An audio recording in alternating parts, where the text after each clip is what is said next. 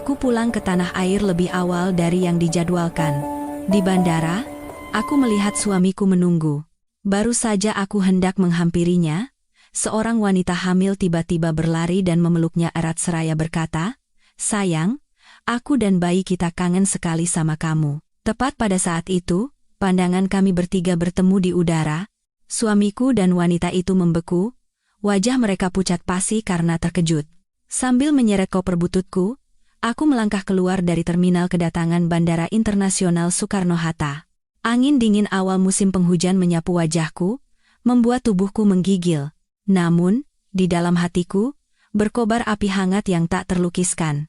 Selama 2 tahun terakhir, aku menjadi tenaga kerja wanita di negeri orang, melakukan segala macam pekerjaan kasar mulai dari mencuci piring hingga mengemas barang di gudang pendingin. Sedikit demi sedikit, aku mengumpulkan rupiah dan mengirimkannya ke Indonesia. Akhirnya, aku, Ratna Sari Dewi, telah kembali. Aku sengaja mengubah tiket pesawatku 2 hari lebih awal untuk memberi kejutan pada suamiku, Baskara Wijoyo, sebagai perayaan ulang tahun pernikahan kami yang kelima. Selama penerbangan yang panjang dan melelahkan, aku tidak bisa tidur. Tanganku terus meraba-raba foto pernikahan kami yang usang di dalam dompet, membayangkan betapa bahagianya Baskara saat melihat istrinya muncul tiba-tiba di depan rumah. Suasana bandara hari ini begitu ramai dan sesak. Suara pengumuman penerbangan, gelak tawa orang-orang, dan deru roda koper di atas lantai marmer yang mengilap berbaur menjadi simfoni penyambutan. Aku mengabaikan keriuhan itu dan bergegas menembus kerumunan untuk mencari taksi. Namun, langkahku tiba-tiba terhenti. Di tengah lautan manusia yang terus bergerak, hanya aku yang seolah membeku. Di area penjemputan yang paling mencolok, berdirilah Baskara, pria yang pernah kucintai setengah mati, dengan penampilannya yang cerdas dan rapi. Mantel panjang hitam yang ia kenakan adalah hasil jerih payahku mengumpulkan uang lembur musim dingin lalu, yang kukirimkan tanpa kusisakan sepeser pun untuk diriku sendiri. Namun, bukan penampilannya yang gagah yang membuat jantungku berdebar kencang. Di tangannya, ada seikat besar mawar merah menyala, mungkin ada 99 tangkai. Ia menatap tajam ke arah pintu keluar dengan sorot mata penuh kerinduan dan penantian yang mendalam. Apa dia tahu aku akan datang? Inikah yang dinamakan ikatan batin suami istri? Kebahagiaan membuncah di dadaku, melenyapkan semua lelah dan sedih yang kurasakan selama 2 tahun di perantauan. Aku meletakkan koperku, bersiap memanggil namanya, Mas Baskara, dan berlari ke dalam pelukannya tempat yang kupercaya sebagai pelabuhan teraman dalam hidupku. Aku ingin menangis sepuasnya di dadanya, menceritakan betapa aku merindukannya, bagaimana aku bertahan setiap malam musim dingin yang sepi dengan menatap fotonya. Namun, sebelum suaraku keluar, sesosok bayangan melesat melewatiku secepat angin. Seorang wanita muda berambut panjang yang tergerai lembut, mengenakan gaun hamil longgar berwarna gading. Tanpa ragu, ia berlari ke arah Baskara dan langsung menghambur ke dalam pelukannya. Lengan putihnya melingkari leher suamiku, dan dengan suara manja yang familiar hingga membuatku merinding, ia berkata, "Sayang, aku dan bayi kita kangen sekali sama kamu, aku sudah menunggu lama sekali." Refleks, Baskara menjatuhkan buket mawar itu ke lantai dan membalas pelukan wanita itu dengan kedua tangannya. Satu tangannya bahkan dengan hati-hati menopang punggung wanita itu yang berat karena kehamilan. Ia menunduk dan mengecup keningnya dengan lembut. Senyum yang merekah di bibirnya begitu cerah dan mesra, senyum yang selama 5 tahun pernikahan kami, bisa kuhitung dengan jari pernah kuterima. Pada saat itu, duniaku hancur berkeping-keping. Serpihan kaca yang tajam seolah menusuk jantungku. Tiba-tiba, seolah merasakan tatapan yang membakar, Baskara mengangkat kepalanya. Pandangannya, melewati bahu wanita itu, bertemu lurus dengan mataku yang berdiri mematung hanya beberapa langkah darinya. Senyum di wajahnya lenyap.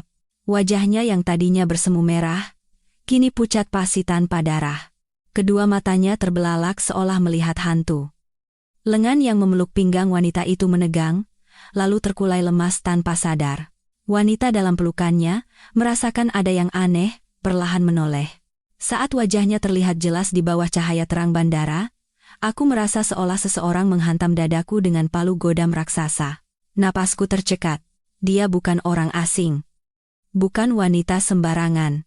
Dia adalah sahabatku selama 10 tahun, Cynthia Lestari.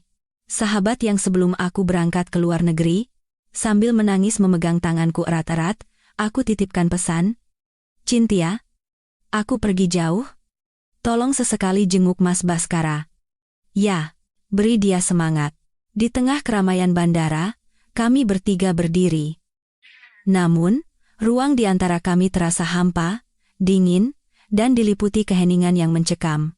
Aku menatap Baskara, lalu Cynthia, perutnya yang membuncit, dan akhirnya buket mawar merah yang tergeletak di lantai. Bunga itu tidak pernah ditujukan untukku. Penantian yang mesra itu juga bukan untukku, istrinya yang setia menemaninya dari nol. Keheningan yang menyesakan menindih kami, seolah kami terkubur di bawah puluhan ton beton. Aku tak bisa bergerak, tak bisa mengucapkan sepatah kata pun. Cynthia, setelah keterkejutan sesaat, wajahnya memutih dan bibirnya bergetar.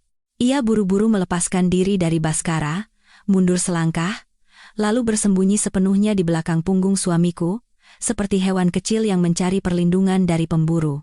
Kata-kata yang diucapkannya terbata-bata, nyaris berbisik, tetapi terdengar jelas di telingaku. Ratna, kenapa kamu datang sekarang? Bukannya kamu bilang akan pulang 2 hari lagi? Pertanyaannya bagai seember air es yang disiramkan ke wajahku, membangunkanku dari mimpi buruk di siang bolong. Dengan tangan gemetar, aku melepaskan pegangan koperku. Koper itu jatuh ke lantai dengan suara keras, tetapi tak ada yang peduli. Aku melangkah maju selangkah. Kakiku terasa lemas, bukan seperti milikku lagi. Aku ingin bertanya. Aku ingin berteriak. Aku ingin merobek-robek topeng kemunafikan 2 manusia tak tahu malu di depanku. Namun, sebelum aku membuka mulut, Cynthia tiba-tiba memegangi perutnya dan mengerang kesakitan. Aduh, Mas Baskara, perutku sakit sekali. Sepertinya bayinya menendang. Mendengar jeritan Cynthia, Baskara tersadar seperti orang yang baru bangun dari tidurnya. Tanpa menoleh ke arahku sekalipun, ia langsung berbalik dan memapah Cynthia. Wajahnya menunjukkan kekhawatiran luar biasa yang belum pernah kulihat sebelumnya. Ia berkata dengan panik, Cynthia, kamu kenapa? Sakit sekali? Jangan buat aku takut. Melihatku yang masih berdiri terpaku, Baskara akhirnya menoleh. Di matanya, tak ada lagi sisa-sisa ikatan pernikahan. Yang ada hanya kejengkelan dan amarah. Ia menepis tanganku yang hendak terulur dan berteriak di tengah keramaian. Kamu ini sedang apa? Berdiri di situ lihat-lihat apa? Tidak lihat Cynthia sedang hamil? Kalau ada yang mau dibicarakan, nanti di rumah. Jangan berdiri melongo di sini bikin orang takut.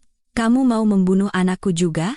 Kata-kata Baskara adalah belati tajam yang memutuskan benang kesabaran terakhirku. Anakku. Di depanku, ia mengakui anak itu adalah anaknya. Tanpa sepatah kata penjelasan, tanpa sedikit pun rasa bersalah, ia melindungi selingkuhannya dan anak haram mereka.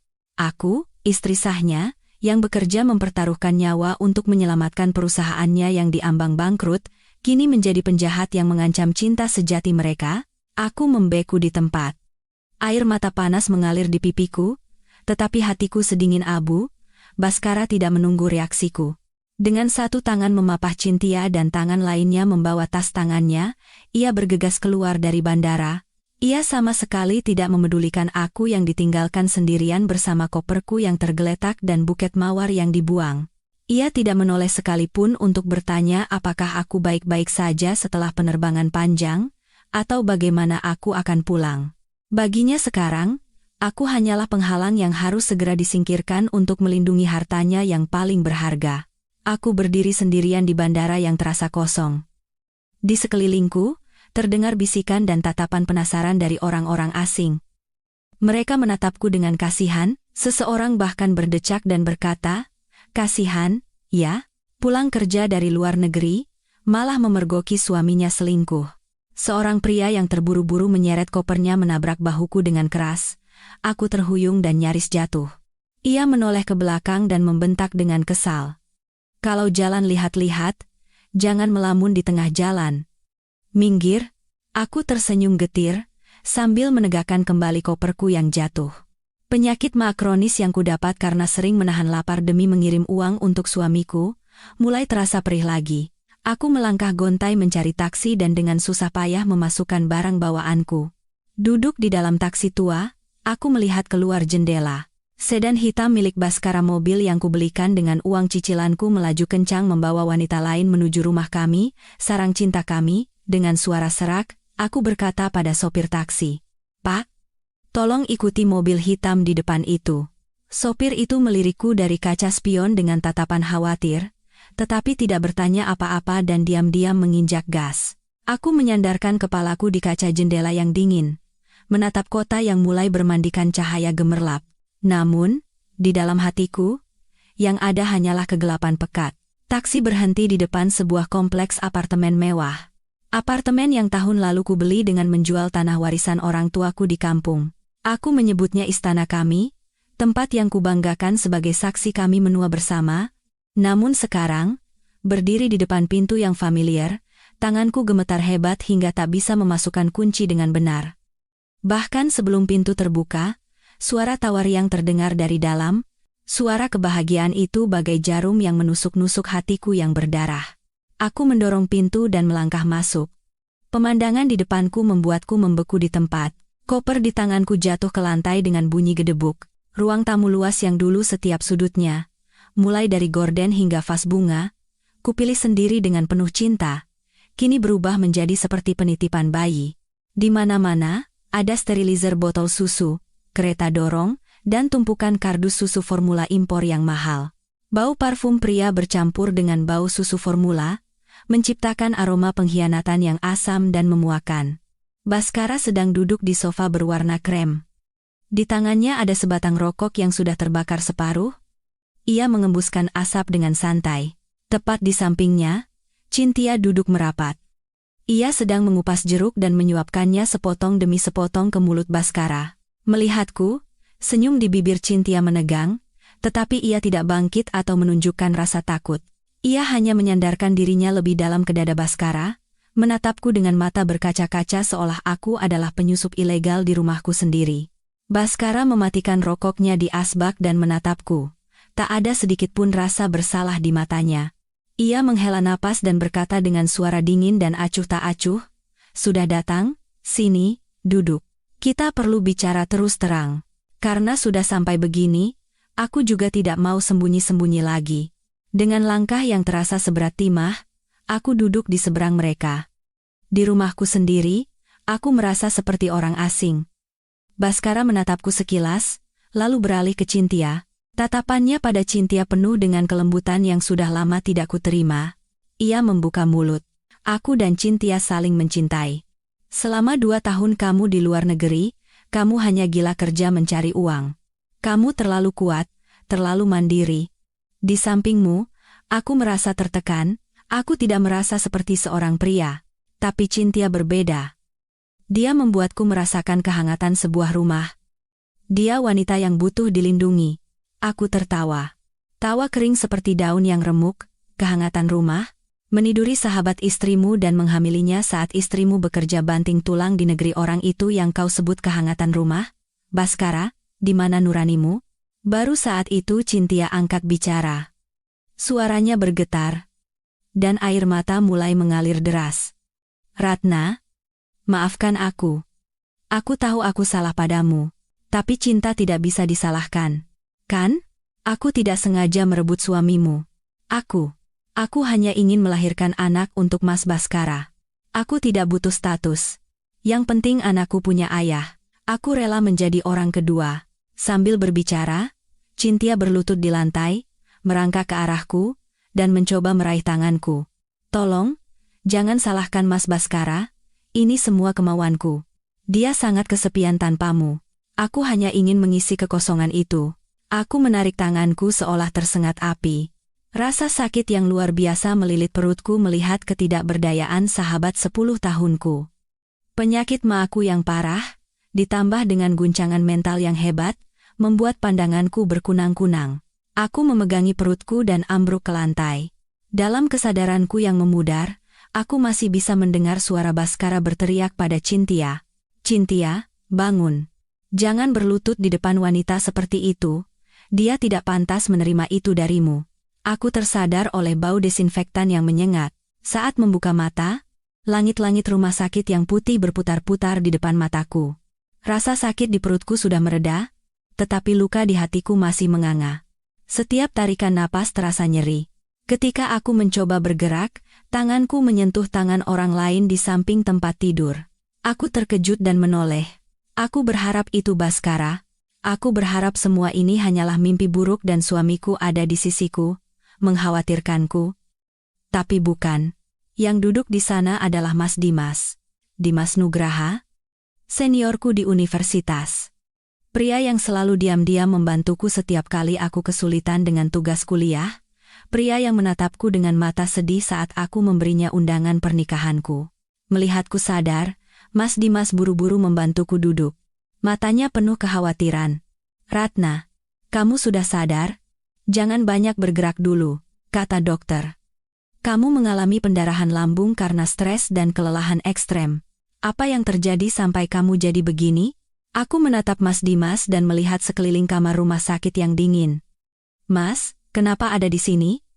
Suamiku mana?" Mas Dimas ragu sejenak, lalu menghela napas dan berkata pelan. "Saat kamu pingsan, ponselmu terjatuh dan sepertinya otomatis menelepon nomor terakhir di panggilan keluar. Kebetulan, sore tadi aku meneleponmu untuk menanyakan apa kamu sudah tiba di Indonesia. Aku mendengar suara ribut dan rintihanmu di seberang sana, jadi aku curiga dan langsung ke rumahmu. Saat aku tiba, pintu apartemenmu terbuka lebar, dan kamu tergeletak di lantai. Suamimu dan wanita itu sudah tidak ada." Air mata panas kembali mengalir. "Saat aku pingsan, mereka meninggalkanku. Untuk menghindari masalah? Atau karena mereka tidak mau repot membawaku ke rumah sakit? Bhaskara, pria yang berjanji akan menemaniku seumur hidup, kabur bersama selingkuhannya saat istrinya terkapar tak berdaya?" Aku meraih ponsel di meja samping tempat tidur. Di layar, ada puluhan panggilan tak terjawab dari ibuku di kampung. Ibu pasti punya firasat sesuatu telah terjadi. Tapi dari Bhaskara, tak ada satupun panggilan atau pesan. Dengan sisa harapan, aku membuka kotak masuk pesanku, tetapi tak ada bahkan sebaris kata pembelaan. Mas Dimas menatapku dengan iba. "Minumlah sedikit air, biaya administrasi sudah kurus. Dokter bilang kamu harus istirahat total, dan menghindari guncangan berat. Aku tidak ingin mencampuri urusan rumah tanggamu, tapi kalau butuh bantuan, katakan saja." Aku menggelengkan kepala dan tersenyum getir.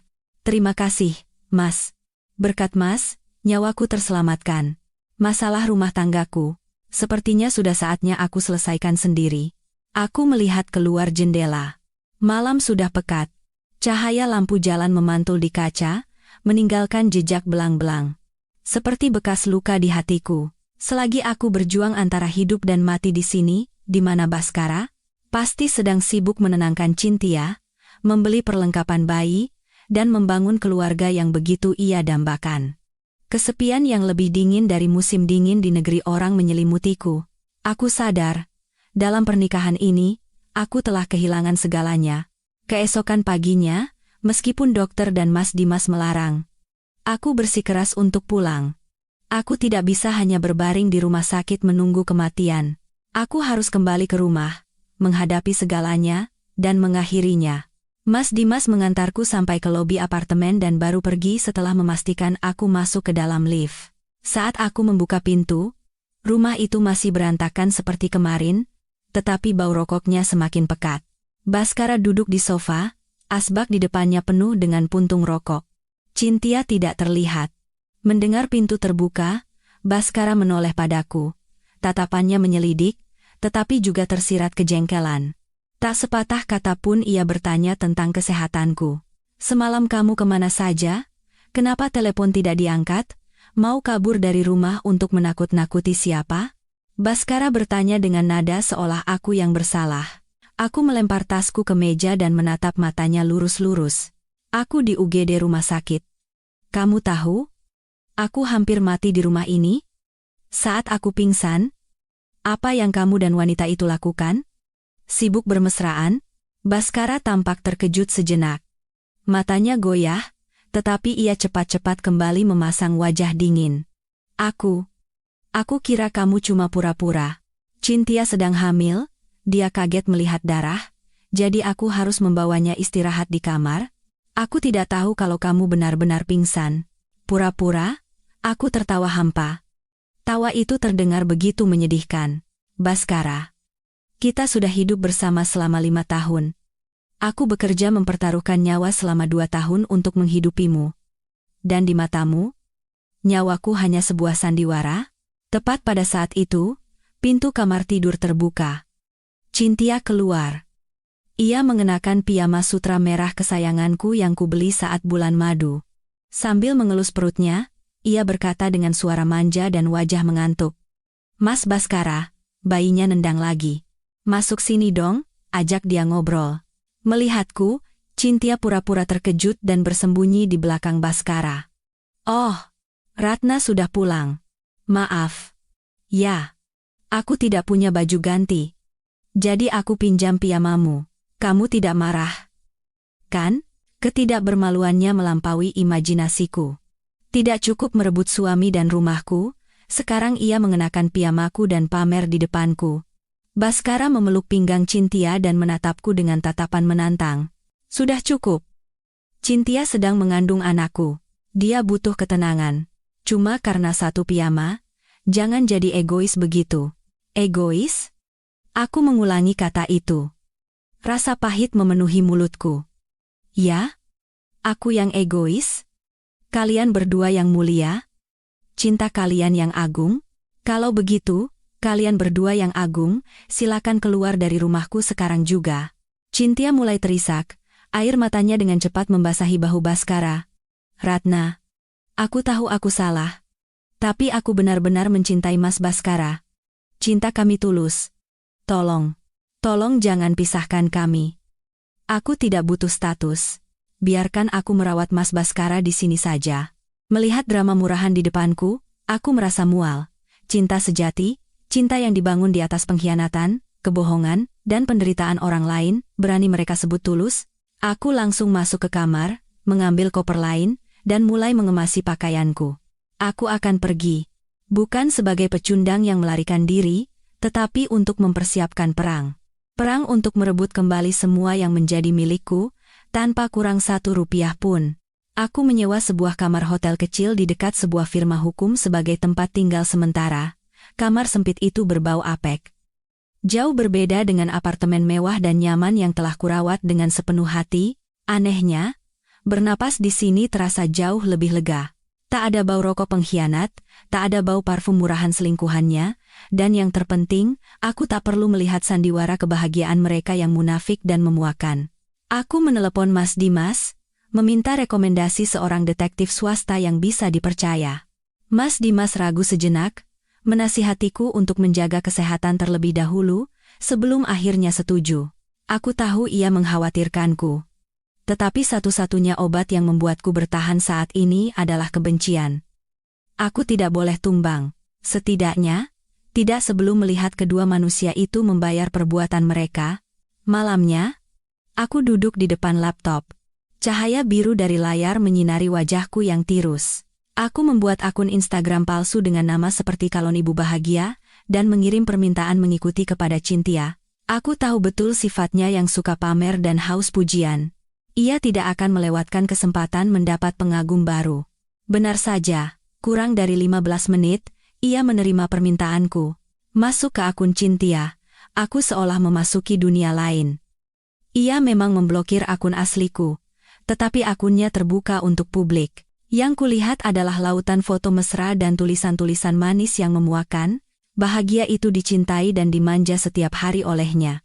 Tak peduli apa kata dunia, yang penting kita bersama. I love you, sayang, dan calon bayi kita. Cinta sejati, love of my life, couple goals.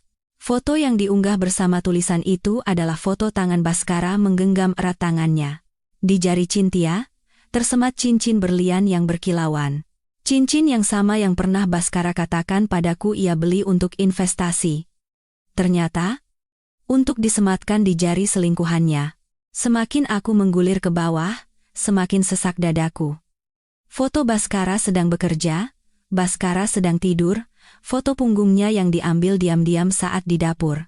Foto-foto yang diambil tepat pada saat aku bekerja membungkuk di gudang pendingin, dengan tangan pecah-pecah karena kedinginan. Saat aku makan mie instan untuk menghemat uang, mereka makan di restoran mewah dan berlibur. Terima kasih cintaku sudah membuatkan bubur sumsum untuk kita berdua. Suamiku memang selalu perhatian meskipun sibuk. Aku melihat foto semangkuk bubur sumsum hangat. Aku teringat saat aku sakit dan tidak bisa bergerak, Baskara hanya membelikanku bubur instan dan buru-buru berangkat kerja. Perbandingan itu menyulut api kebencian di dalam diriku. Aku mengambil tangkapan layar setiap postingan, setiap komentar pujian dari teman-temannya, setiap foto bukti perselingkuhan mereka yang tak tahu malu. Lalu, aku menyimpannya di sebuah folder bernama Hari Pengadilan. Bukti-bukti ini, bersama dengan riwayat transaksi bank yang sedang kukumpulkan melalui pengacaraku, akan menjadi peluru yang menghancurkan topeng pengusaha sukses dan cinta sejati mereka. Di kegelapan kamar hotel, aku duduk diam seperti hantu. Aku tidak menangis lagi, air mata wanita yang dikhianati telah mengering. Yang tersisa hanyalah perhitungan dingin seorang istri yang akan merebut kembali hak-haknya. Ingin menikmati kebahagiaan di atas penderitaanku? Kita lihat saja, seberapa lama kebahagiaan itu akan bertahan setelah uang dan kehormatan mereka lenyap. 2 hari kemudian, sebuah pesan masuk dari Baskara. Singkat dan dingin, sama seperti sikapnya padaku beberapa hari terakhir. Datang ke Cafe X. Aku dan Cynthia mau menyelesaikan masalah ini denganmu. Jangan menghindar lagi, kita selesaikan secepatnya. Aku tertawa sinis. Menghindar, yang sedang menghindari tanggung jawab dan akal sehat bukanlah aku, tapi dia. Aku merias wajahku tipis untuk menutupi kepucatan, mengenakan gaun hitam yang elegan, dan berangkat ke tempat yang dijanjikan. Cafe X adalah tempat kencan pertama kami, tempat di mana aku dengan naifnya percaya pada cinta abadinya. Sekarang, di tempat yang sama, aku datang untuk mengakhiri segalanya. Baskara dan Cynthia sudah ada di sana. Tapi hari ini, mereka tidak datang berdua. Di samping Cynthia, duduk seorang wanita parubaya dengan blos motif bunga yang mencolok dan riasan tebal yang norak. Ia sedang menyeruput jus jeruk sambil mengamati sekeliling. Pergelangan tangannya penuh dengan gelang emas berkilauan yang jelas-jelas dibeli dengan uang Baskara. Melihatku masuk, Baskara tetap memasang wajah dingin, bahkan tidak berniat untuk berdiri. Cynthia bersandar pada Baskara, matanya sembab seolah baru saja menangis, memainkan perannya dengan sempurna sebagai korban yang ditindas oleh istri sah. Wanita parubaya itu Ibu Ratih. Ibu Cynthia meletakkan gelas jusnya dengan keras dan menatapku dari atas ke bawah dengan bibir mencibir. Suara melengkingnya menggema, "Oh, ini toh yang katanya istri pertama yang baru pulang dari luar negeri. Dilihat-lihat kasihan juga, ya. Tapi memangnya kamu apakan anak saya sampai dia ketakutan begitu?" Aku menarik kursi di seberang mereka dan duduk dengan tenang. "Selamat siang, Mas Baskara dan Cynthia. Ibu ini pasti ibunya Cynthia, ya? Saya kira ini masalah kita bertiga. Ada urusan apa ibu datang kemari?" Mendengar kata-kataku, Ibu Ratih menggebrak meja. Pengunjung meja sebelah terkejut. Lehernya berurat saat ia berteriak, "Urusan apa katamu?" "Tentu saja membela hak anakku. Kamu itu sudah 2 tahun meninggalkan suami, tidak menjalankan kewajiban sebagai istri. Anakku, Cynthia. Kasihan melihat suamimu kesepian, jadi dia merawatnya. Apa yang salah? Sekarang anakku sudah mengandung cucu penerus keluarga ini. Bukannya berterima kasih, kamu malah mau mengusirnya." Baskara, bukannya menghentikan kekasaran mertuanya, malah menimpali. Ucapan ibu benar. Cynthia sudah terlalu banyak menderita. Meskipun dia bilang tidak butuh status, aku tidak bisa membiarkannya menderita lagi. Aku memanggilmu hari ini untuk memberitahumu. Kita cerai. Rumah dan aset akan kuberikan sedikit sebagai uang pesangon untuk mengganti masa mudamu. Aku tersenyum miring. Ketidakbermaluan manusia-manusia ini sungguh di luar dugaanku. Mau kasih berapa? 10 juta? 20 juta? Semurah itukah masa muda dan jerih payahku? Saat itu, Cynthia angkat bicara. Suaranya bergetar memohon. "Ratna, aku tahu kamu marah, tapi perkataan ibuku benar. Hidupku sudah sangat menyedihkan. Aku lahir sebagai anak haram, seumur hidup diejek karena tidak punya ayah. Aku hanya ingin memberikan keluarga yang utuh untuk anakku. Tolong, demi aku dan anakku, lepaskan Mas Baskara. Ya? Kata-kata Cynthia menjadi pemicu yang menghancurkan sisa kesabaranku. Untuk membenarkan perselingkuhannya, ia menjual masa lalunya sebagai anak haram dan menjadikan anak yang tak berdosa sebagai tameng. Sahabat yang pernah berjanji akan berbagi suka dan duka, kini menggunakan semua yang telah kubangun untuk menusuk jantungku. Melihatku diam, Ibu Ratih semakin menjadi-jadi. Ia menunjuk-nunjuk wajahku. Lihat apa? Omongan anakku salah? Dia sudah rela jadi istri simpanan, tidak minta pesta pernikahan, apalagi yang kamu mau?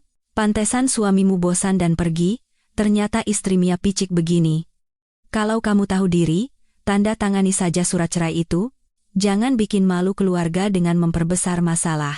Aku menarik napas dalam-dalam, menahan amarah yang mendidih. Lalu, aku berdiri dan tanpa kata mengayunkan tanganku, menampar pipi Cynthia dengan keras. Plak! Suara tajam itu menggema di seluruh kafe. Saking kerasnya tamparanku, wajah Cynthia sampai berpaling dan jejak 5 jari yang merah membekas jelas di pipi putihnya. Kafe seketika hening, semua mata tertuju pada kami. Cynthia memegangi pipinya, menatapku dengan mata terbelalak penuh syok, lalu menangis tersedu-sedu. Kamu berani menamparku? Kenapa tidak? Aku menatap matanya tajam dan menggeram. Tamparan ini hadiah untuk persahabatan 10 tahun kita yang sudah mati. Tidak butuh status? Lalu anak di perutmu itu pajangan? Kamu mau anakmu memanggilku apa? Ibu tiri? Atau pacar ayahnya? Hentikan sandiwara korbanmu itu. Aku tahu kamu sudah main gila dengan suamiku bahkan sebelum aku berangkat. Aku tahu apa yang kalian lakukan di tempat tidurku saat kalian datang ke rumahku. Sandiwara sudah berakhir. Aku muak dengan kemunafikan kalian. Wajah Cynthia pucat pasi. Ia tidak menyangka aku tahu sebanyak itu. Ibu Ratih, melihat anaknya ditampar, berlari hendak menjambak rambutku, tetapi aku dengan cepat menyambar gelas jus jeruk di meja dan menyiramkannya tepat ke wajahnya. Bu, kalau ibu mengajari anak ibu cara merebut suami orang, seharusnya ibu juga mengajarinya cara menerima tamparan. Jangan sembarangan bicara di sini. Saya bukan anak ibu. Aku mengambil tasku dan merapikan penampilanku. Lalu, aku menoleh ke arah Baskara. Kita bertemu di pengadilan. Dan ingat baik-baik kata-kataku hari ini. Hutang kalian padaku, baik perasaan maupun uang, akan kutagih sampai lunas, tanpa kurang 1 rupiah pun. Setelah itu, aku berbalik dan berjalan pergi, meninggalkan 3 orang yang meronta-ronta di dalam kubangan lumpur yang mereka ciptakan sendiri. Saat keluar dari kafe, sinar matahari yang cerah sempat membuatku pusing, tetapi anehnya hatiku terasa ringan. Aku tiba di kantor pengacara tepat pada waktu yang dijanjikan. Di tanganku, ada setumpuk berkas tebal berisi bukti-bukti yang kukumpulkan semalaman, riwayat transaksi bank dan tangkapan layar Instagram. Pengacara Chandra, yang direkomendasikan Mas Dimas, adalah seorang pria parubaya yang tenang dan berwibawa. Ia memeriksa berkas-berkas itu, dan mengangguk puas. Bukti perselingkuhannya jelas, dan bukti bahwa suami Anda menggunakan harta bersama untuk kepentingan pribadi juga cukup kuat. Kita berada di posisi yang sangat menguntungkan. Baskara juga sudah ada di sana bersama pengacara perusahaannya. Melihatku, ia tertawa sinis dengan ekspresi arogan. Ia melemparkan surat cerai yang sudah disiapkannya ke atas meja. Tanda tangani, rumah itu jadi milikku. Cynthia dan bayinya butuh tempat tinggal yang stabil. Untukmu, aku kasih 30 juta. Hubungan kita selesai. Jangan serakah. Perusahaan ini kubangun dengan darah dan keringatku. Kamu tidak punya andil apa-apa. Jadi jangan bermimpi.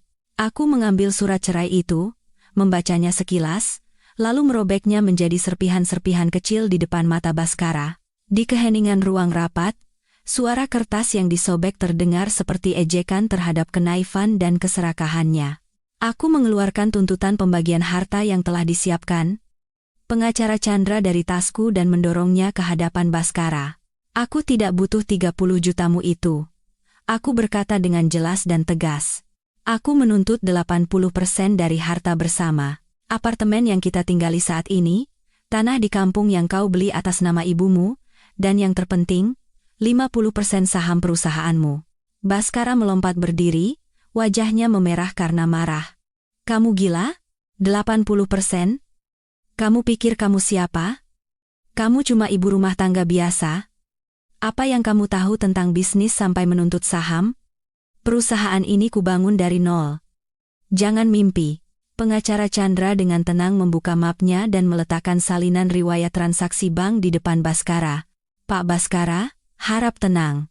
Menurut bukti yang kami miliki, modal awal perusahaan sebesar 1 miliar rupiah 5 tahun lalu adalah uang yang ditransfer dari rekening orang tua Ibu Ratna.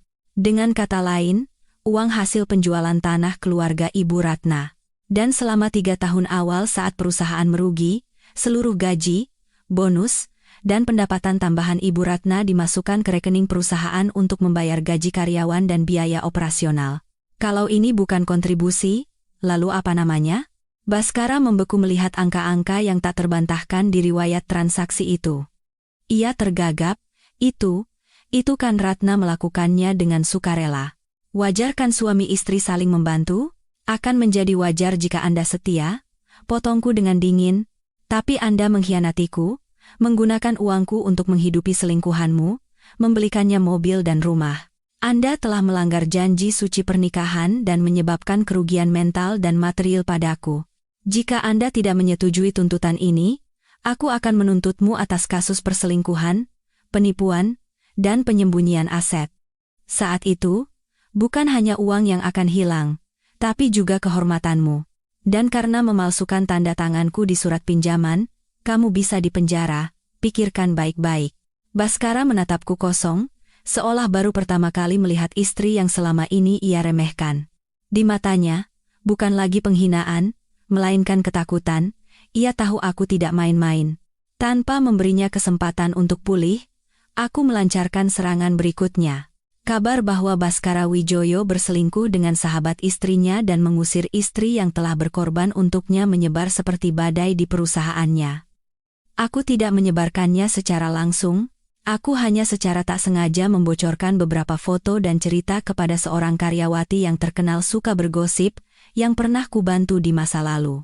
Hanya dalam semalam, grup chat internal perusahaan meledak, foto-foto Cynthia datang ke kantor dengan perut buncit, kemesraan mereka yang terang-terangan di kantor, semua muncul kembali dan diinterpretasikan dengan sudut pandang yang sama sekali baru.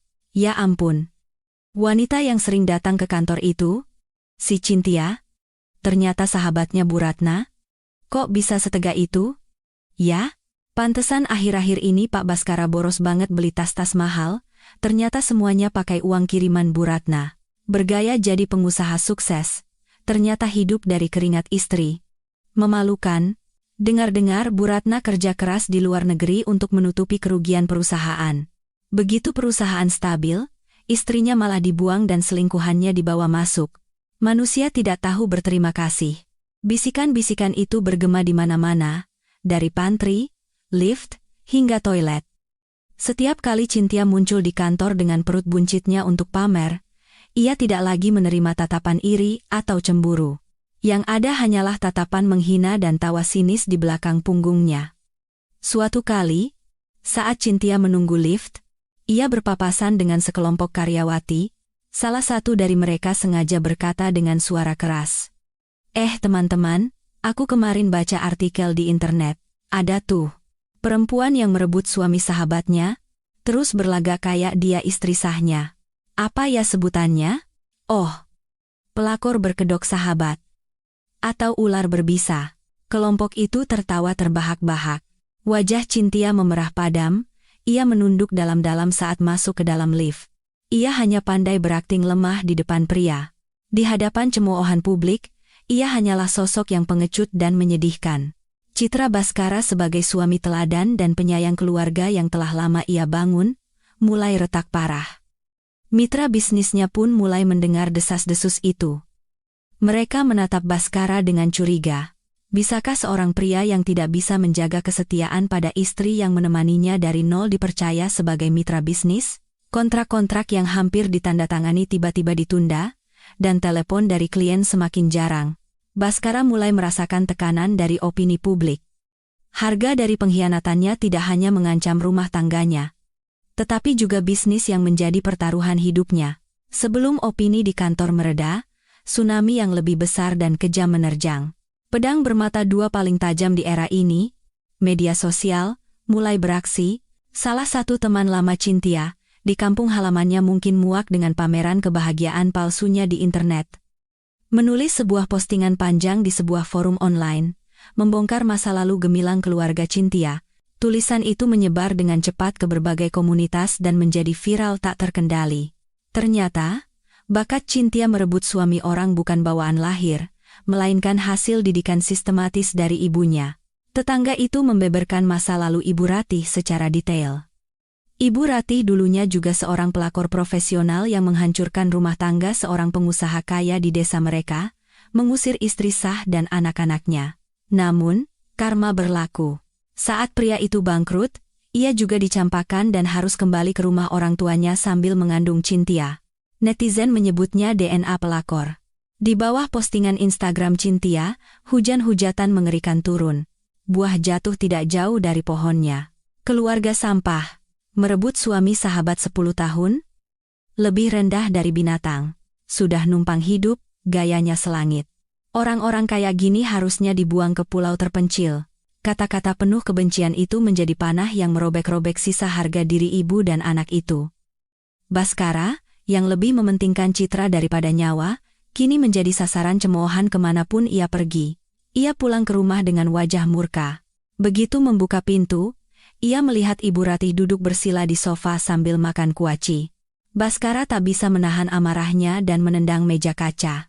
Ia menggeram, "Apa yang kalian lakukan? Kenapa masa lalu kotormu itu bisa tersebar di internet? Kalian mau membuatku tidak bisa menunjukkan muka di masyarakat?" Ibu Ratih yang biasanya galak, hendak membantah, tetapi ciut melihat mata Baskara yang merah seperti binatang buas. Cynthia berlari keluar dari kamar, menangis dan bergantung di lengannya. "Mas Baskara, jangan percaya omongan mereka. Itu semua perbuatan Ratna. Pasti dia yang membayar orang untuk memfitnah aku dan ibuku. Dia cemburu dan ingin menghancurkan kebahagiaan kita." Baskara menepis tangan Cynthia. Tak ada lagi cinta di matanya. Hanya kejengkelan dan kecurigaan. Ia mengeluarkan ponsel dan meneleponku. Aku melihat nama calon mantan suami di layar, tersenyum sinis, dan menjawab telepon. "Ratna, perbuatan licik apa yang kamu lakukan di internet?" teriak Baskara. "Kamu bayar orang untuk mencemarkan nama baik keluarga Cynthia? Kamu mau membunuh mereka perlahan-lahan? Kamu tidak punya hati nurani?" Aku menjawab dengan suara ringan seperti angin. "Mas Baskara, kita sudah hidup bersama 5 tahun. Apa aku terlihat seperti orang yang punya waktu untuk itu? Daripada mengurusi orang lain, lebih baik aku mengurusi hidupku sendiri." Kebenaran itu memang menyakitkan. Bangkai yang ditutupi, baunya akan tercium juga. Daripada menelepon dan menyalahkanku, lebih baik tanyakan lagi pada ibu mertuamu yang terhormat itu, seberapa gemilang masa lalunya. "Oh, dan selamat ya, atas gelar menantu pelakor yang membanggakan itu." Aku menutup telepon sebelum ia sempat melontarkan makian lebih lanjut.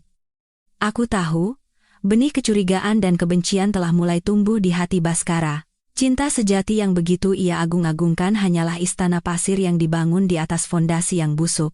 Cukup satu ombak kecil untuk meruntuhkannya. Perang media sosial hanyalah perang psikologis. Pukulan mematikan yang sebenarnya ada pada masalah finansial. Pengacara Chandra meneleponku. Ia telah mendapatkan bukti bahwa 6 bulan lalu, Baskara memalsukan tanda tanganku untuk mengambil pinjaman sebesar 2 miliar rupiah dari bank. Ia bilang uang itu untuk ekspansi bisnis, tetapi kenyataannya digunakan untuk membeli sedan mewah yang ia pakai sekarang dan membiayai gaya hidup mewah Cynthia. Aku memanggil Baskara ke sebuah kafe.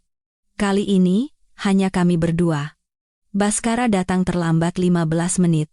Wajahnya sangat tirus, janggutnya tidak terawat, pakaiannya kusut. Ia bukan lagi sosok CEO yang gagah. Ia lebih mirip pecundang yang berusaha mempertahankan sisa harga dirinya. Aku meletakkan sebuah map tebal di atas meja dan mendorongnya ke arahnya. Tanda tangani surat cerai ini. Sesuai kesepakatan awal, 80% aset dan 50% saham perusahaan menjadi milikku. Baskara tertawa sinis, membuang rokoknya ke lantai dan menginjaknya. Masih bermimpi? Ya? Sudah kubilang, 30 juta. Tidak lebih. Kalau tidak mau, gugat saja. Perang di pengadilan butuh waktu bertahun-tahun. Kita lihat saja siapa yang lebih lelah. Aku diam-diam mengeluarkan selembar kertas lain dari map dan meletakkannya dengan tenang di depannya. Itu adalah hasil analisis keaslian tanda tangan dan salinan kontrak pinjaman bank. Lihat baik-baik, kataku dengan suara pelan namun tegas. Ini bukti kamu memalsukan tanda tanganku untuk meminjam 2 miliar. Kamu menjaminkan aset bersama tanpa persetujuanku dan memalsukan tanda tangan. Ini adalah kejahatan penipuan dan pemalsuan dokumen. Dengan jumlah sebesar ini, kamu bisa dipenjara 12-20 tahun, Mas Baskara. Wajah Baskara pucat pasi. Tangannya yang memegang kertas itu bergetar hebat. Ia tahu betul bahwa itu asli. Ia mengangkat kepalanya menatapku. Matanya penuh ketakutan. Ratna, kamu mau memenjarakanku? Kita pernah jadi suami istri. Suami istri? Aku tertawa hampa. Saat kamu memeluk Cynthia dan mengusirku dari rumah? Apa kamu ingat kata suami istri? Pilihannya ada 2. Pertama, tanda tangani surat cerai ini sesuai syaratku. Dengan begitu, meskipun hanya jadi boneka, kamu masih bisa mempertahankan posisi CEO dan kebebasanmu. Kedua, aku serahkan surat gugatan ini ke polisi. Kamu masuk penjara, perusahaan bangkrut, dan selingkuhanmu yang cantik itu harus menjengukmu di tahanan. Baskara menundukkan kepalanya ke meja, memeganginya dengan kedua tangan. Bahunya bergetar. Ia sadar. Tidak ada lagi jalan keluar. Ia telah meremehkan tekad seorang wanita yang telah ia dorong ke tepi jurang. Bisnisnya, kehormatannya, kebebasannya, semuanya ada di tanganku. 10 menit kemudian, Baskara mengangkat kepalanya dengan mata merah. Ia mengambil pulpen dan dengan tangan gemetar menandatangani surat pengalihan aset dan kesepakatan cerai. Tanda tangannya tampak kasar dan kaku. Seolah sedang mengiris dagingnya sendiri. Hebat kamu, Ratna, desis Baskara sambil mendorong surat-surat itu ke arahku. Kamu menang. Tapi jangan sombong dulu. Kamu tidak akan hidup tenang memeluk tumpukan uang itu. Kamu wanita berhati iblis. Aku menerima surat-surat itu, memeriksa setiap tanda tangan dengan teliti, lalu memasukkannya ke dalam tas. Aku berdiri dan menatap pria yang pernah kucintai dengan tulus, yang kini menjadi sosok hina dan serakah. Terima kasih atas pujiannya.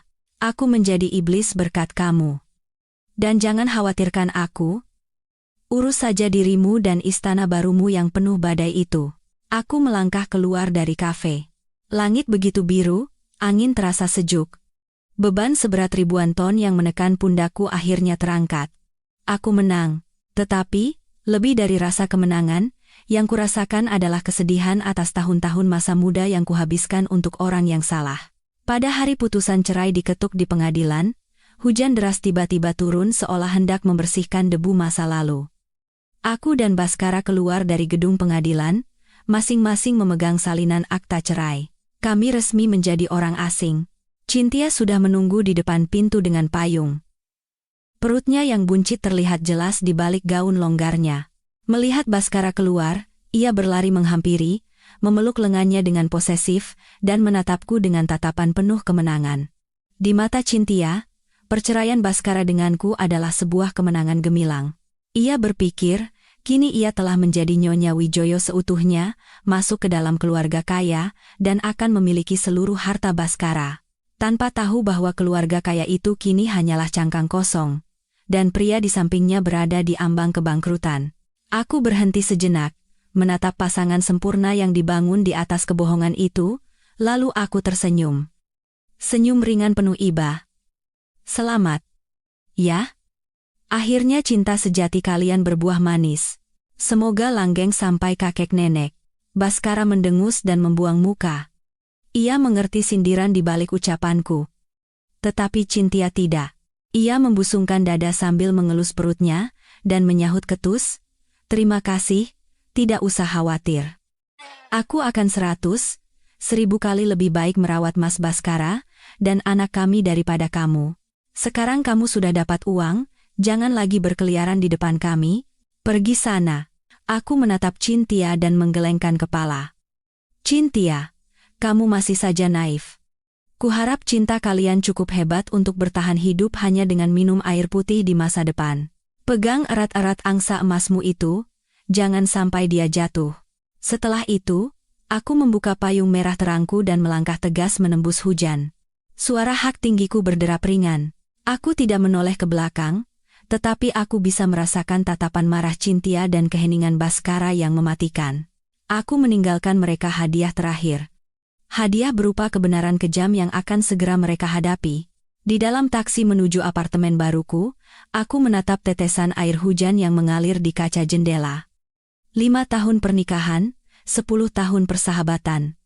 Semuanya berakhir dengan selembar kertas tipis. Bohong jika aku bilang tidak sakit. Tapi rasa sakit ini perlu, seperti mengangkat tumor ganas untuk menyelamatkan tubuh.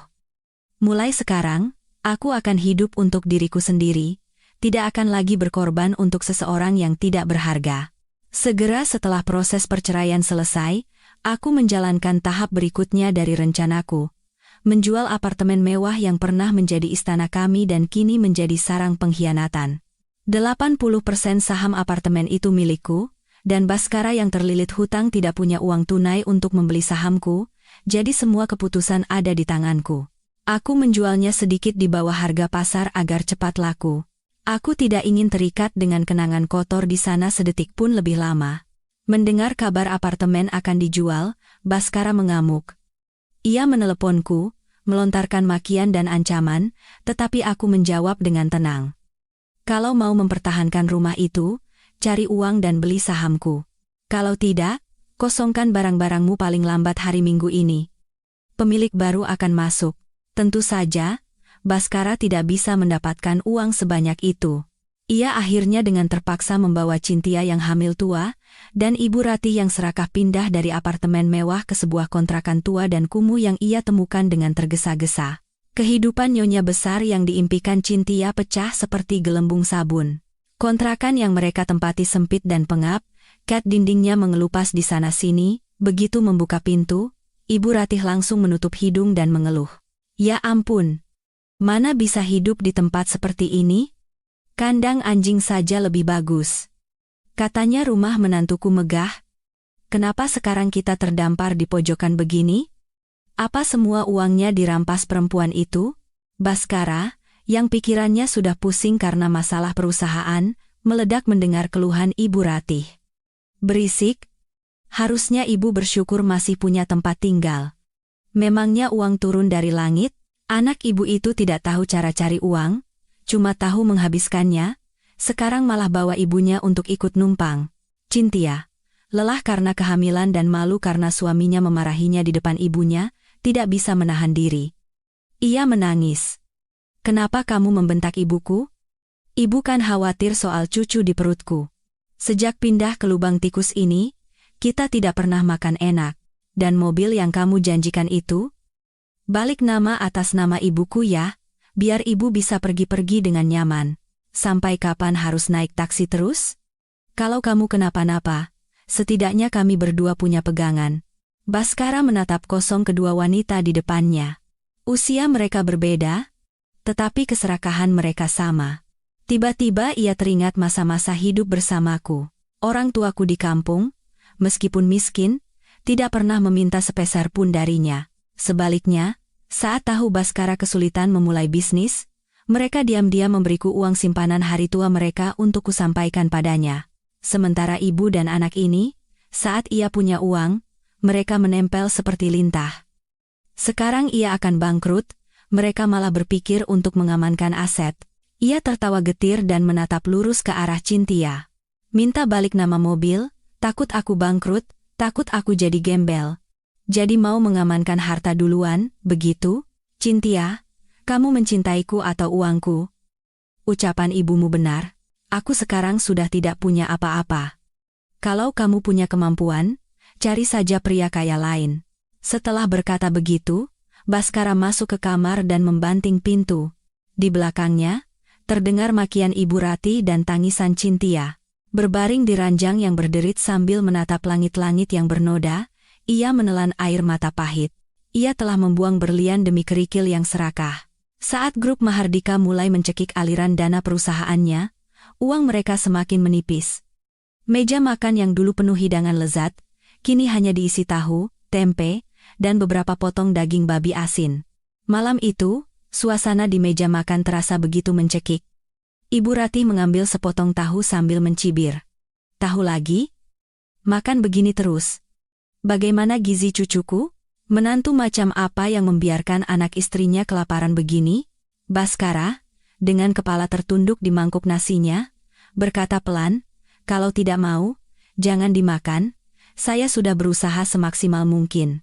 Semuanya sedang sulit, tolong diam sebentar.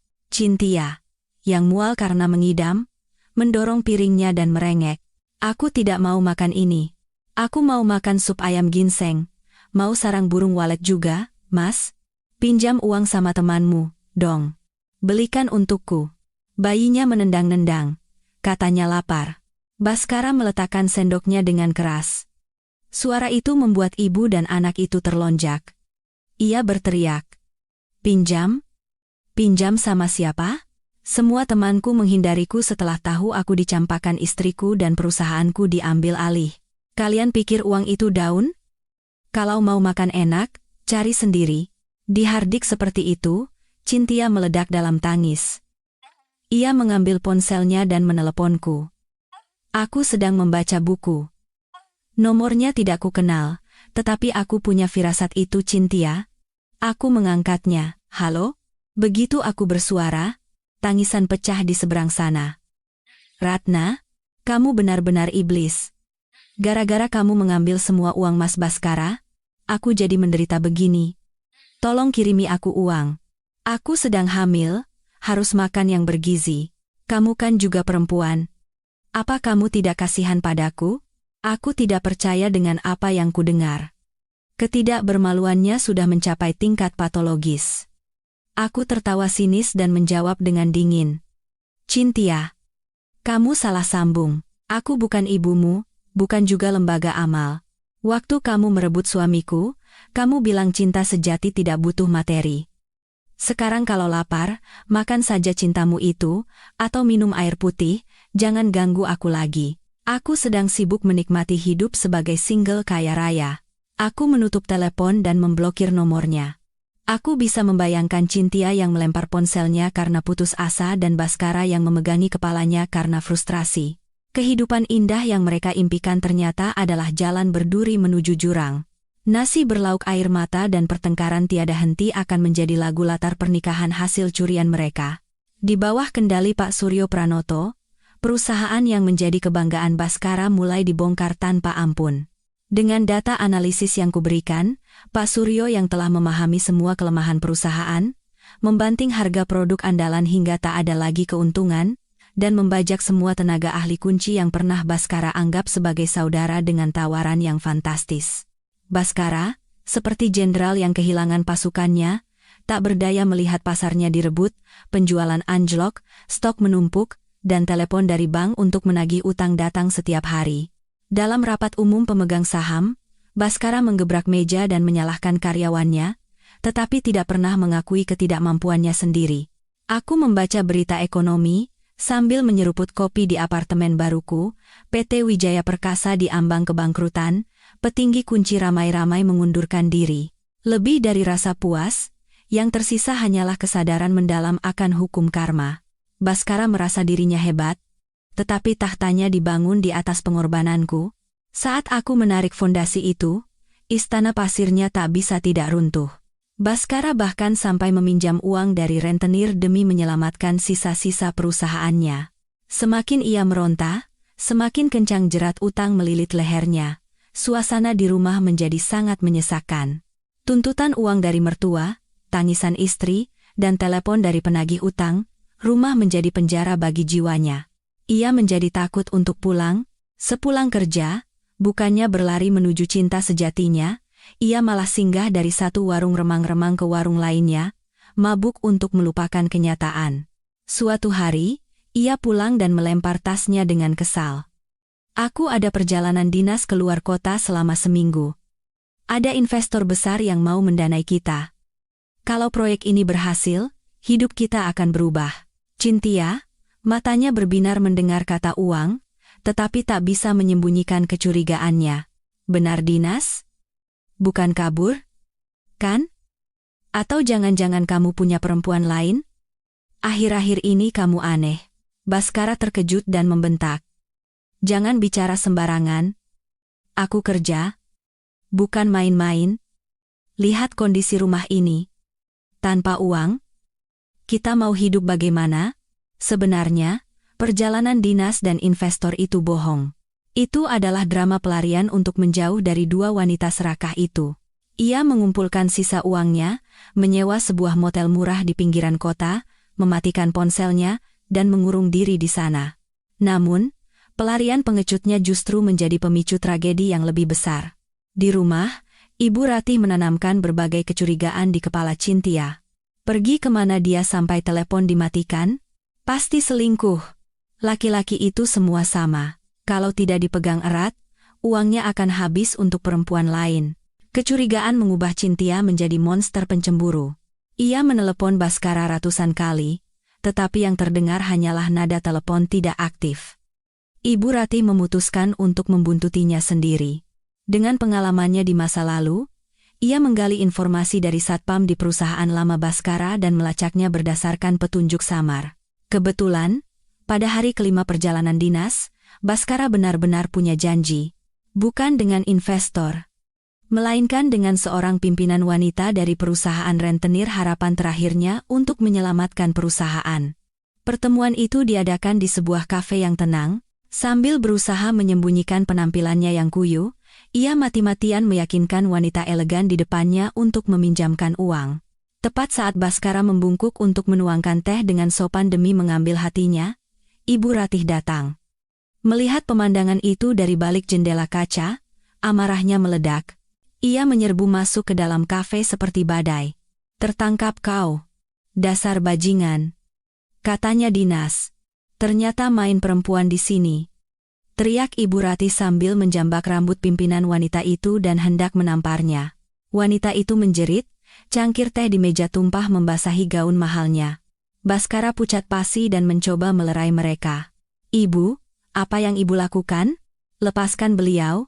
Ibu sudah gila." "Aku tidak gila. Perempuan jalang ini tidak akan kubiarkan." Beraninya selingkuh saat istrinya hamil tua di rumah. Pengunjung kafe mulai berbisik dan merekam video. Pimpinan wanita itu berhasil melepaskan diri, wajahnya merah padam karena marah, dan menunjuk ke arah Baskara. "Pak Baskara, saya kira Anda orang baik-baik yang sedang kesulitan, makanya saya mau membantu. Saya tidak tahu kalau keluarga Anda sekasar ini. Jangan hubungi saya lagi, dan siapkan ganti rugi untuk gaun saya ini." Ia pergi, meninggalkan Baskara yang termangu di tengah tatapan hina orang-orang dan mertuanya yang merasa menang besar. Baskara menyeret Ibu Ratih pulang dan membanting pintu. Ia menatap mertua dan istrinya dengan mata penuh kebencian. "Sekarang kalian puas?" geramnya. "Kalian tahu siapa yang baru saja kalian serang? Dia harapan terakhirku. Satu-satunya orang yang bisa menyelamatkan perusahaan ini. Tapi kalian memukulnya dan memanggilnya jalang. Kalian membunuhku. Kalian memutus napas terakhir keluarga ini." Ibu Ratih baru menyadari gawatnya situasi, tetapi masih membela diri. "Ya, salah sendiri bertingkah mencurigakan," katanya dinas. "Kenapa bertemu dengan perempuan lain? Wajar kan aku curiga." Cynthia ikut menangis. "Mas, Ibu kan begitu karena khawatir padaku. Kalau tidak bisa pinjam di sana, kan bisa pinjam di tempat lain." "Tempat lain?" Baskara tertawa seperti orang gila. "Kamu pikir pinjam uang itu semudah beli sayur di pasar? Kamu tahu berapa banyak orang yang harus kusujudi untuk bisa membuat janji hari ini? Kalian berdua ini bencana. Sejak aku berhubungan dengan kalian, hidupku hancur." Ia membalikan meja makan.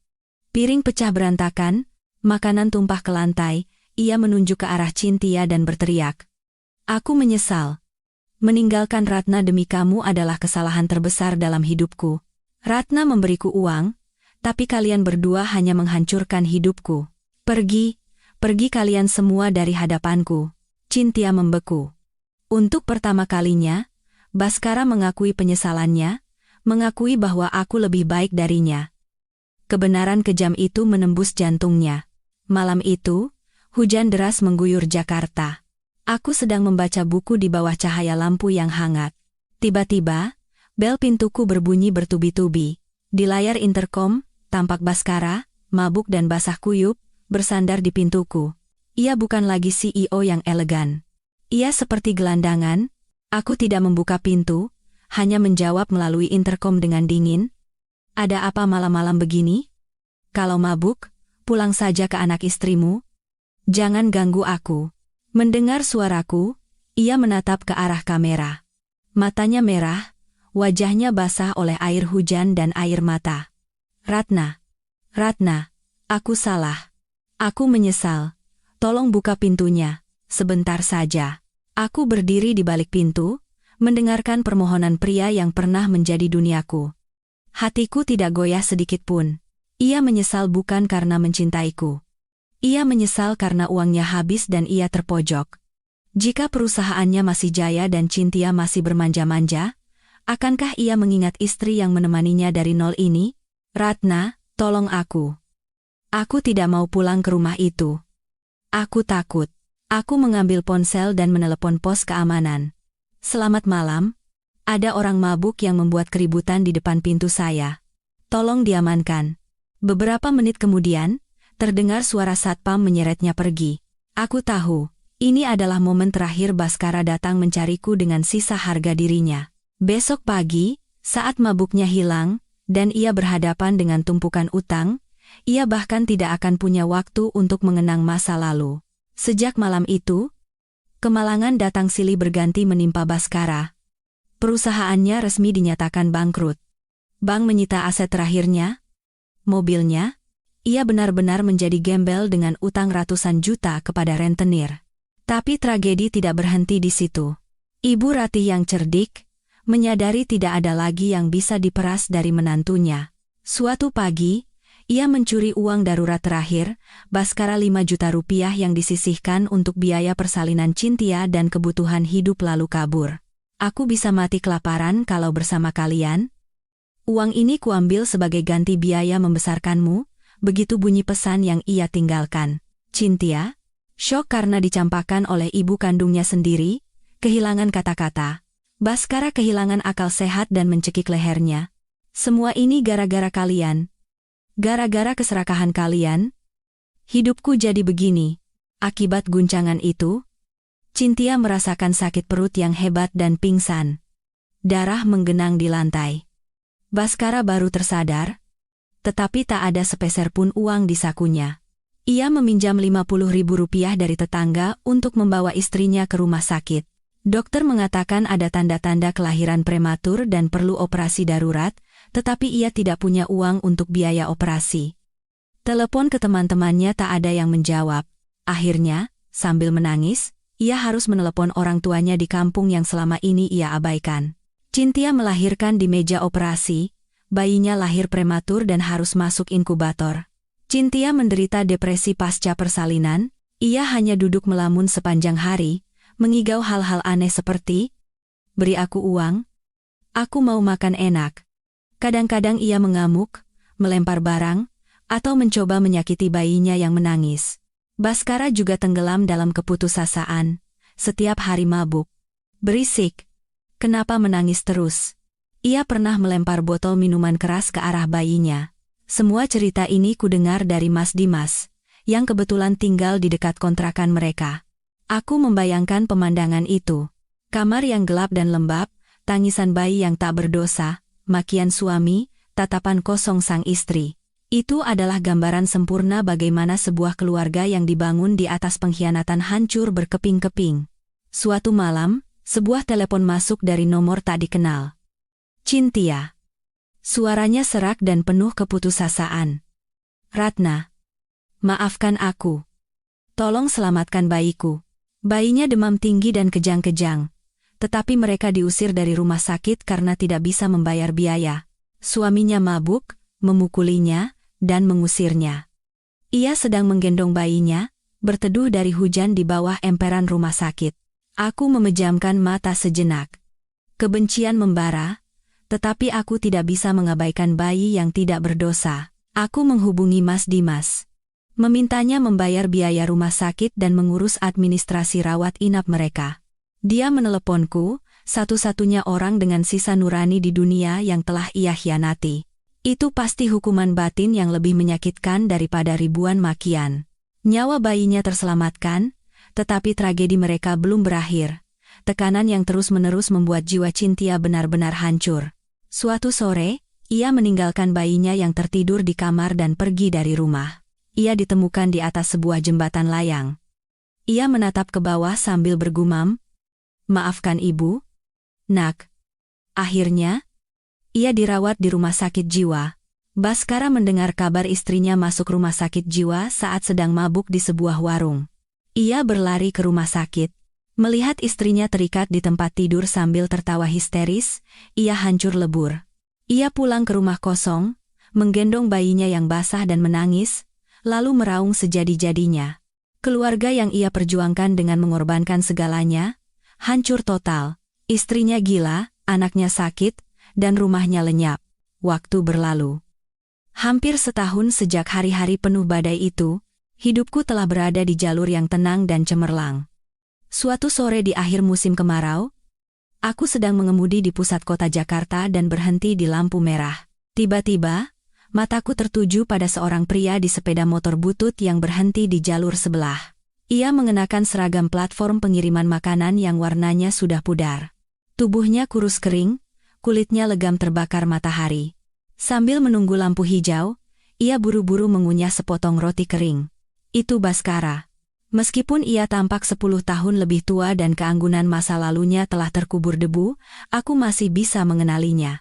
CEO yang dulu mengendarai sedan mewah, kini bekerja sebagai kurir pengantar makanan untuk menghidupi istri yang sakit dan anak yang masih kecil. Seolah merasakan tatapanku, ia menoleh. Saat empat mata kami bertemu, terhalang oleh kaca mobil, ia membeku. Roti di tangannya jatuh ke aspal. Matanya penuh dengan keterkejutan, rasa malu, dan kehinaan. Ia buru-buru menundukkan kepala, menarik helmnya lebih dalam, dan melesat pergi bahkan sebelum lampu lalu lintas berganti hijau. Aku menatap punggungnya yang bungkuk menghilang di telan keramaian. Tak ada lagi kebencian, yang ada hanyalah rasa iba pada orang asing. Ia sedang membayar harga atas kesalahannya, harga yang panjang dan sangat mahal. Hari ini, aku berdiri di atas panggung besar sebuah konferensi teknologi internasional. Sebagai kepala proyek aplikasi bioteknologi untuk pertanian, berkelanjutan proyek yang kumulai dengan seluruh uang hasil penjualan rumah dan saham perusahaan, aku menerima penghargaan inovator tahun ini. Sambil memegang trofi kristal yang berat, aku menatap ke arah penonton. Aku telah melewati badai, terperosok ke dalam lumpur pengkhianatan, dan bangkit kembali dengan kekuatanku sendiri.